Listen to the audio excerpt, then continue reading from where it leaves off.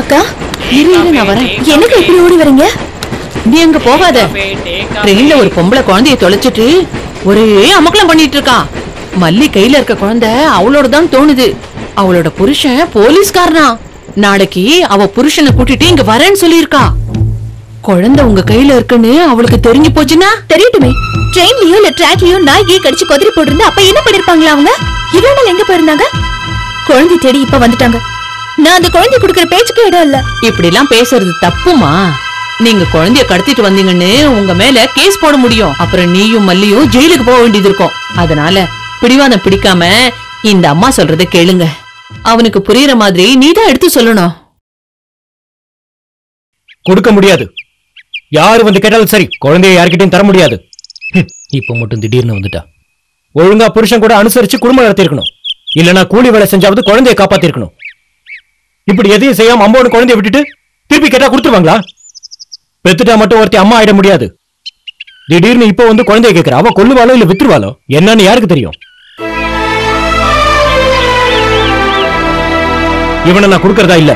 குழந்தைய அவங்க தெரியாம தவறு விட்டுருந்தா, இல்ல அவங்களுக்கே தெரியாம குழந்தைய தூக்கி போயிருந்தா? குழந்தைய பிரிஞ்சு அவங்க துடிக்கிற துடிப்ப கொஞ்சம் நீங்க புரிஞ்சுக்கோங்க. வீட்டுக்கு நான் ஒரு அரை மணி நேரம் லேட்டா போயிட்டா எங்க அம்மாவோட மனசு எப்படி துடிக்குன்னு எனக்கு தான் தெரியும். இவனுக்கு இப்ப தேவை இவனோட அம்மா. நம்ம எவ்வளவு பாசம் காட்டினாலும் தாய் பாசத்துக்கு இணை ஆகாது.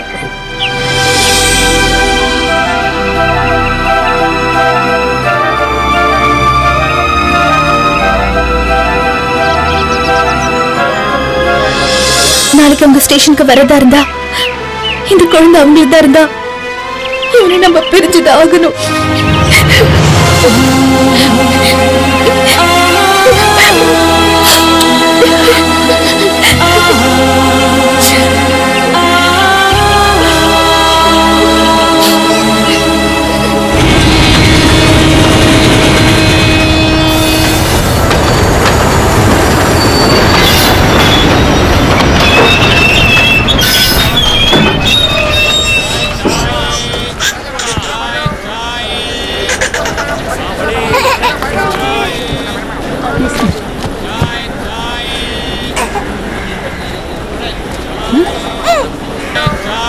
அவ இந்த ட்ரெயின்ல இல்லன்னு நினைக்கிறேன்.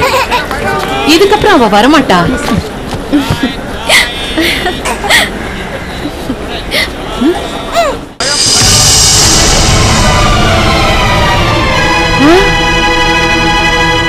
டேய் டேய் அங்க பாரு.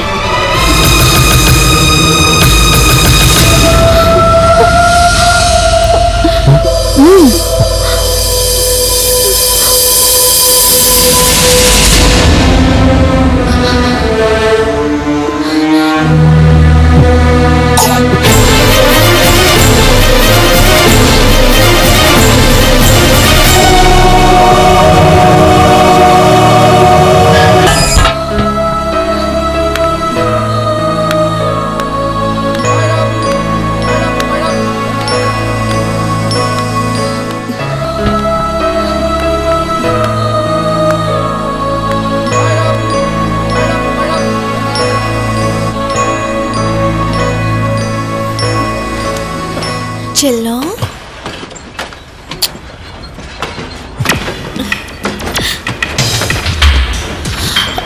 செல்லம், நீ இப்படி மொட்டை அடிச்ச? யார கேட்டு நீ தனியா போய் மொட்டை அடிச்ச? என்ன கேட்கணுமா இல்லையா? என்னடாது? அம்மா தாயே வேளாங்கண்ணி மாதா, எனக்கு ஒரு புள்ள தந்தனா உன் கோயிலுக்கு வந்து மொட்டை அடிக்கிறேன்னு வேண்டிக்கிட்டது நானு. அப்படி இருந்தும் என்ன கூட்டிட்டு போகாம தனியா போயிட்டு வந்திருக்கான். என்னடா பாக்குற? பாவி கொன்னுடு வேண்டாம் உன்ன, கொன்னுடு. ஐயோ வா, குழந்தைய தூக்கிட்டு ஓடி போயிடு. போ, உன்னை இப்படி விட்டு சரியாகாது. உக்காரா.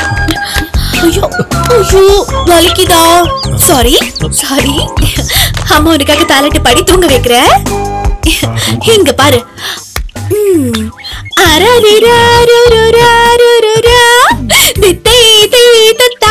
என்னடா பண்றாவ? இதுதான் பரதநாட்டியமா? எக்கு தப்ப தப்பு தப்பா ஆடிட்டு இருக்கால்ல.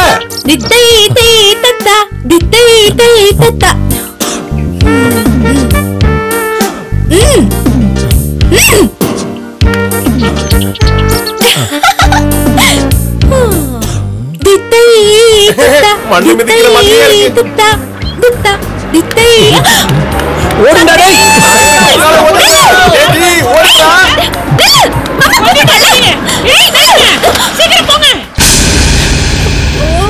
என்னம்மா இங்க என்னம்மா பண்ற? வாமா. வேணுங்கப்பா. வாமா. குழந்தை எல்லாம் நான் வரமாட்டேன். குழந்தை கூப்பிடுங்க. சரி சரி கூப்பிட்டுக்கலாம். முதல்ல நீ வாமா. வாமா. ஏன் குழந்தைய போட்டு? வா வா வண்டியில வாங்கி கொடுங்கப்பா. நீ வண்டியில ஏறு போ. இவ என் பொண்ணுதான். தவம் இருந்து பெத்த குழந்தைக்கு மொட்டை அடிக்கிறதுக்காக வேளாங்கண்ணிக்கு கூட்டிட்டு போகும்போது கை தவறி குழந்தை கீழ் விழுந்து செத்து போச்சு. அந்த ஷாக்ல இருந்து அவ மீளவே இல்ல. அடிக்கடி இப்படிதான் ரயில்வே ஸ்டேஷனுக்கு ஓடி வந்துருவா. என்ன குழந்தைய இங்கதானே தவற விட்டா.